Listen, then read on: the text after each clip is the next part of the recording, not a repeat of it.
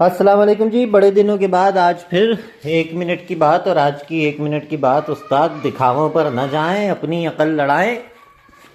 मार्च आने वाला है भैया, मार्च आने वाला है तो एक फ़िल्म लाजमी रिलीज़ होनी थी। और वो ये फ़िल्म थी कि एक खातून ऐसे डरी खड़ी हो और उनके आसपास बहुत सारे दाढ़ी वाले हु शोर मचा रहे हों। वो फिल्म हमने देख ली अभी वेरी रिसेंटली कि एक खातून डरी सहमी दाढ़ी वालों के मजमू में खड़ी हुई है और डरी हुई हैं, और इर्द गिर्द उनके दाढ़ी वाले हाउ हु कर रहे हैं। और फिर सुपरमैन आता है, it's a bird, it's a plane, no it's Superman, उनको बचा के ले जाता है। फिल्म का ड्रॉप सीन हो जाता है।